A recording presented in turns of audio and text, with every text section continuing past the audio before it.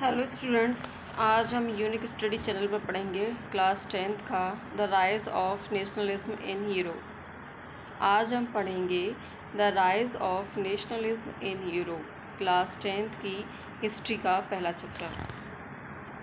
तो जो यूरोप था उसके अंदर नेशनलिज्म का राइज कैसे हुआ, अर्थात राष्ट्रवाद का उदय किस तरीके से हुआ। तो ये बात है 1848 की, 1848 की। फ्रेडरिक सोरियू जो कि एक फ्रेंच आर्टिस्ट है, उसने प्रिपेयर की थी एक सीरीज़ जिसमें कि 4 प्रिंट्स थे।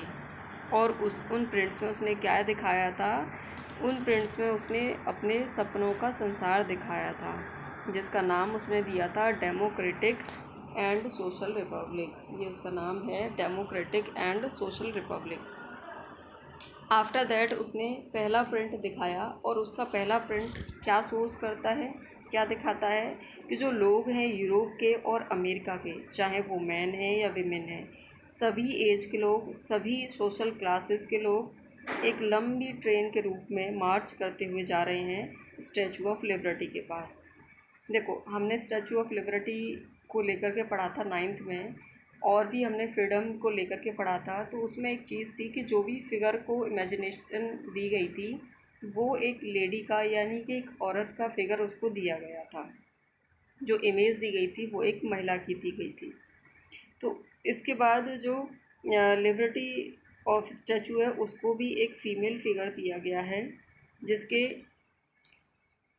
एक हाथ में, यानी कि देखो लोग चलते हुए जा रहे हैं, और स्टैचू ऑफ लिबर्टी मैं आप लोगों को इस पिक्चर में दिखा दूँ, ये स्टैचू ऑफ लिबर्टी है। तो इसके एक हाथ में तो है टॉर्च ऑफ एनलाइटमेंट, एंड दूसरे हाथ में है the charter of the rights of man, यानी कि लोगों के अधिकार का घोषणा पत्र। ये इसके दोनों हाथों में है, और जो लोग हैं वो इसकी तरफ चले जा रहे हैं। अब यहाँ पर जो सोरियू है उसका एक यूटोपियन है, यानी उसका एक विज़न है, एक इमेजिनेशन है कि जो वर्ल्ड के लोग हैं वो यहाँ पर ग्रुप बना करके चले आ रहे हैं, जैसे कि लाइन में पूरा आ रहे हैं।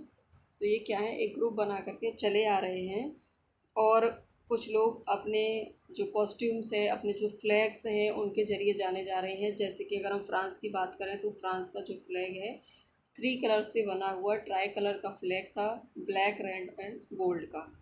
तो इस तरीके से जो सारी कंट्रीज़ हैं, कोई अपने कॉस्ट्यूम से तो कोई अपने फ्लैग से वहाँ पर पहचाना जा रहा है। यहाँ पर केवल फ्रांस ही नहीं है, अमेरिका है, और फ्रांस है, फ्रांस के साथ साथ जर्मन भी है।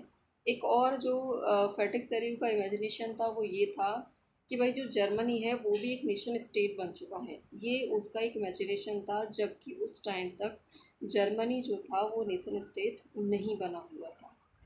इसके अलावा उसने अपनी पिक्चर में क्या दिखाया है, जीसस क्राइस्ट को दिखाया है। उसने अपनी पिक्चर में क्या दिखाया है, जीसस क्राइस्ट को दिखाया है, और ये सारे एंजल्स दिखाए हैं उसने, ये सारे देवी देवता उसने यहाँ पर दिखाए हैं। और इन सब का मतलब है कि लोगों के अंदर जो भाईचारा पैदा हो रहा था, जो फ्रेटर्निटी आ रही थी, उसके लिए जिम्मेदार यही लोग थे। केवल यही लोग जो हैं एक सिंबल के रूप में दिखाया है कि वो ऊपर से सब कुछ देख रहे हैं कि पूरी दुनिया डेमोक्रेसी आई हुई है, पूरी दुनिया में डेमोक्रेटिक और सोशल रिपब्लिक फैला हुआ है, और उसको देखने वाला कौन है, जीसस क्राइस्ट, यानी ऊपर से भगवान और देवता सब लोग उसको देख रहे हैं। तो ऐसा विज़न था किसका, फ्रेडरिक सोरियू का।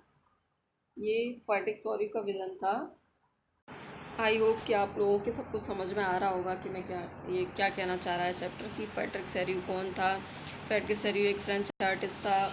उसने अपने सपने को, उसका जो सपना क्या था कि पूरी वर्ल्ड को जो उसने नाम दिया था डेमोक्रेटिक एंड सोशल रिपब्लिक, तो ये उसका सपना था। और ये सपना उसने कब देखा, 1848 में। इसके बाद बात आती है the French revolution and the ideas of nation. जो फ्रेंच रिवॉल्यूशन थी उसके साथ साथ जो राष्ट्र के आइडियाज़ थे उनको लेकर के। तो देखो, जो रिवॉल्यूशन थी, फ्रांस की जो रिवॉल्यूशन थी उसकी शुरुआत हुई थी 1789 में। यहाँ पर रिवॉल्यूशन लाने के लिए जो रिवॉल्यूशनरीज़ थे उन्होंने कुछ स्टेप लिए थे, कुछ शुरुआत उन्होंने की थी रिवॉल्यूशनरीज़ ने। तो रिवॉल्यूशनरीज़ के द्वारा हम कुछ स्टेप्स यहाँ पर देखेंगे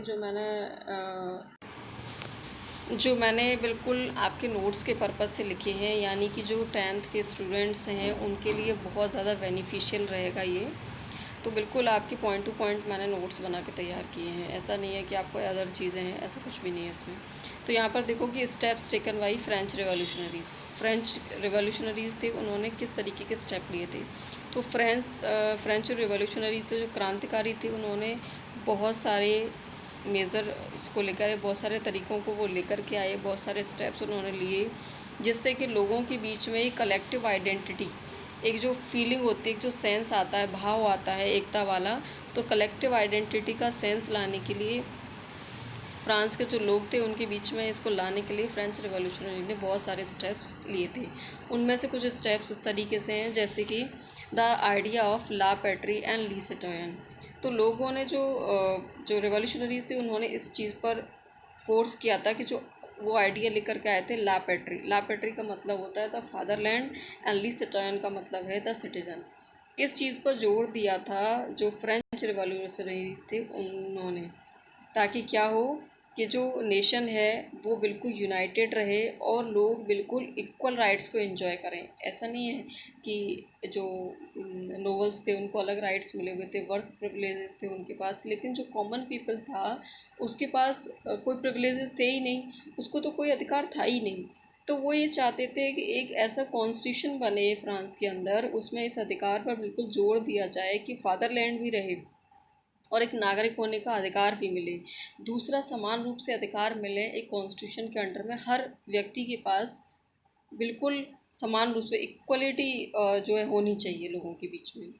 सेकंड उनका था कि एक नए फ्रेंच फ्लैग को लेकर के आना। जो पुराना स्टैंडर्ड रॉयल जो स्टैंडर्ड था उसकी जगह वो नया फ्लैग लेकर के आए, ट्राई कलर फ्लैग, जिसमें कौन कौन से 3 कलर्स थे, ब्लैक, रेड एंड गोल्ड।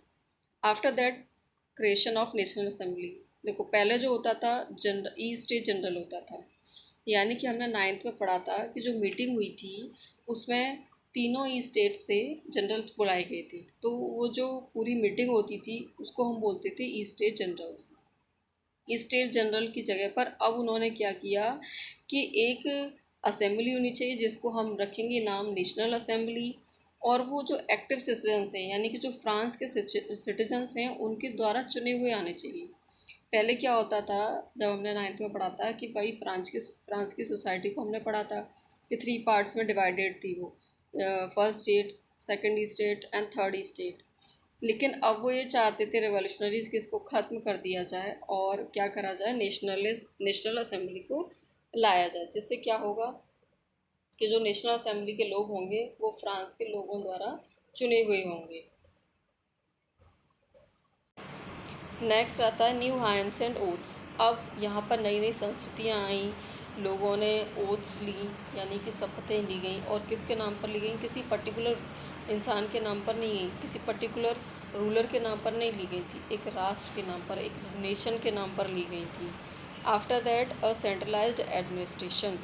तो एक सेंट्रलाइज्ड एडमिनिस्ट्रेटिव सिस्टम को पुट किया गया ताकि पूरे फ्रांस के अंदर क्या हो, फॉर्मुलेट किया जा सके यूनिफॉर्म लॉज को, बिल्कुल समान रूप से कानून को बिल्कुल लागू किया जा सके फ्रांस के अंदर, हर नागरिक के लिए वो यूनिफॉर्म ही रहे, समान रूप से रहे। यूनिफॉर्म का मतलब होता है समान रूप से रहें। इसलिए सेंट्रलाइज्ड एडमिनिस्ट्रेशन बहुत ज़्यादा ज़रूरी था, क्योंकि एक बात समझो कि अपने यहाँ पर भी जो सेंट्रल गवर्नमेंट है, जो भी डिसीज़न होता है, जो भी स्कीम लॉन्च की जाती है वहाँ से, तो उसको पूरे देश में, पूरे हमारे राष्ट्र में जो है लागू किया जाता है। इसी तरीके से अगर सेंट्रल एडमिनिस्ट्रेशन होगा तो जो नोबल्स हैं, जो लोगों को परेशान करते थे और उनसे टैक्स लेते थे, वो सब बंद हो सकता था। इसलिए सेंट्रल एडमिनिस्ट्रेशन बहुत ज़रूरी था। नेक्स्ट था uniform system of weights and measures. देखो हमने 9th में भी पढ़ा था कि जब हम उसमें पढ़ रहे थे कि एक जगह से अगर दूसरी जगह पर किसी इंसान को जाना है, तो मान लो कोई कपड़ा किसी जगह पर किसी दूसरे लिवरे में है, तो दूसरी जगह पर उसका रेट कुछ और होगा, तो जिसकी वजह से क्या होता था, लोगों को बहुत परेशानी फेस करनी पड़ती थी, बहुत प्रॉब्लम्स उनको आती थी। इस वजह से उन्होंने क्या किया कि जो सिस्टम है माप तोल का, यानी वेट एंड मेजर्स का जो सिस्टम है, उन्होंने बिल्कुल यूनिफॉर्म कर दिया कि पूरी कंट्री में समान रूप से यूनिफॉर्मली वेट एंड मेजर्स का सिस्टम लागू होगा। ऐसा उन लोगों ने बिल्कुल चाहा कि ये सब कर दिया जाए। आफ्टर दैट क्या हुआ कि जो इंटरनल कॉस्ट्यूम कस्टम्स थे, ड्यूटीज़ थी, ड्यूज़ थे, उन सबको ख़त्म कर दिया। इंटरनली जो शुल्क लिया जाता था उसको उन्होंने ख़त्म कर दिया और यूनिफॉर्मली सबको चीज़ें दी गई, वेट और मेजर्स को बनाया गया। नेक्स्ट है नेशनल लैंग्वेज। देखो जगह जगह जैसे अपने यहाँ पर बोलियाँ हैं, लेकिन हमारे यहाँ पर जो कॉन्स्टिट्यूशन है उसमें 22 लैंग्वेजेस को मान्य किया गया है। इसी तरीके से फ्रांस में जो बहुत सारे डायलेक्ट्स थे, अलग अलग जगहों पर अलग अलग जो भाषाएं बोली जाती थी, उनको उन्होंने क्या किया, डिस्करेज कर दिया। दैट मीन उनको बढ़ावा नहीं दिया गया। और जो फ्रेंच लैंग्वेज थी उसको यूनिफॉर्मली एक तरीके से कहा जाए तो पूरे राष्ट्र की लैंग्वेज उन्होंने बना दिया था। पूरे फ्रांस में कॉमन लैंग्वेज बना दिया गया था फ्रेंच लैंग्वेज को। पहले वो पेरिस में ही बोली और लिखी जाती थी, लेकिन वो फिर फाइनली उन्होंने कहा कि नहीं, पूरे राष्ट्र की हम जो है इसको लैंग्वेज बनाएंगे। तो ऐसा करके उन्होंने पूरे राष्ट्र की लैंग्वेज बनाने का सोचा। जब ये सारी चीज़ें, अब यहाँ पर ये समझने वाली चीज़ बात है कि आर्टिस्ट ऐसा सोच रहे हैं, वो अपने सपनों को लेकर के आ रहे हैं, जैसे कि फेडेक्स और यू लेकर के आया था, उसके बाद रेवोल्यूशनरी स्टेप्स ले रहे हैं। तो इससे क्या होता था कि जो फ्रांस था उसने ये डिक्लेयर किया था कि केवल फ्रांस को ही नहीं, पूरे यूरोप को जो डेस्पोटिक रूल है उसे हमें बाहर लेकर के आना। तो ये फ्रांस का एक डेस्टिनी होगा और एक मिशन होगा, ऐसा फ्रांस का कहना था कि अगर फ्रांस में सारी चीज़ें डेमोक्रेसी को लेकर के आने में हम लोग सक्सेस होते हैं और डेमोक्रेटिक सिचुएशन आती है, तो हम डेफिनेटली यूरोप को भी जो जो रूल है, जो तानाशाही वाला रूल है, उससे हम फ्री कराएंगे। तो इसी चीज़ को लेकर के बहुत सारी काम रेवोल्यूशनरीज ने आगे भी किए और यहीं से वो लोग दूसरी कंट्रियों में भी जाना शुरू किए। अब जब ये जो इवेंट यहाँ फ्रांस में चल रहा था, इसकी खबर पहुँची दूसरी जगह पर, यानी दूसरी कंट्रीज़ में, यूरोप के अदर पार्ट्स में और यूरोप के अदर सिटीज़ में जब ये सारी बातें पहुँची तो उसका क्या इफ़ेक्ट हुआ, उसी को लेकर के हमारा third point, Jacobian clubs. Jacobian clubs क्या थे? When the news of events in France reached the different cities of Europe, students and other member of educated middle class begin setting up Jacobian clubs. यानी जैसे ही जो news थी कि France के अंदर इस तरीके का इवेंट हो रहा है, भाई फ्रांस के अंदर इतने तरीके के चेंजेस आ रहे हैं, इतना सब कुछ हो रहा है, तो जैसे ही लोगों के अंदर ये बात सुनने को उनको मिली, जैसे ही उनके अंदर ये लगा कि भाई वहाँ पर ऐसा हो रहा है तो डेफिनेटली हमारे साथ भी ऐसा होना चाहिए, हमको भी फ्रीडम चाहिए, we also want to abolish the birth privileges की जो पैदाइशी लोगों को अधिकार मिले उसको ख़त्म होना चाहिए। तो लोगों के अंदर ये थोड़ा सा फीलिंग्स आने लगी है कलेक्टिव सोसाइटी के रूप में, कलेक्टिव कम्युनिटी के रूप में। तो वहाँ के जो स्टूडेंट्स थे और अदर एजुकेटेड मेंबर थे मिडिल क्लास फैमिली के, जैसे टीचर्स थे, लॉयर्स थे, उन सब ने मिलकर के क्या किया, क्लब्स बनाना शुरू किए, जिनको नाम दिया गया था जैकोबिन क्लब्स। अब इन क्लब्स की क्या एक्टिविटी थी? इन क्लब्स की कुछ ऐसी एक्टिविटीज़ थी जिससे कि फ्रांस के जो आर्मी थी उसके लिए इन्होंने रास्ता बना दिया कि भाई बिल्कुल, मतलब उनका सपोर्ट किया कि वो किसी भी तरीके से आर्मी जो है दूसरी कंट्रीज़ में एंटर कर सके। ऐसे ही इन्हीं क्लब्स की वजह से जो फ्रेंच आर्मी थी वो हॉलैंड, बेल्जियम, स्विट्ज़रलैंड और इटली तक पहुंच गई थी। कब? 1790 तक, यानी कि 1789 में रेवोल्यूशन शुरू हुई थी। कहाँ? फ्रांस में। और उसके बाद 1790 तक कहाँ पर पहुंच गई वो फ्रेंच आर्मी? हॉलैंड, बेल्जियम और स्विट्ज़रलैंड और इटली तक, यानी कि कई जो पार्ट थे यूरोप के उन सब में पहुंच गई। अब इसके बाद जो बात आती है वो आती है कि नेपोलियन की। तो इसे हम पढ़ेंगे कल, आज मैं यहीं पर छोड़ रही हूँ, ठीक है।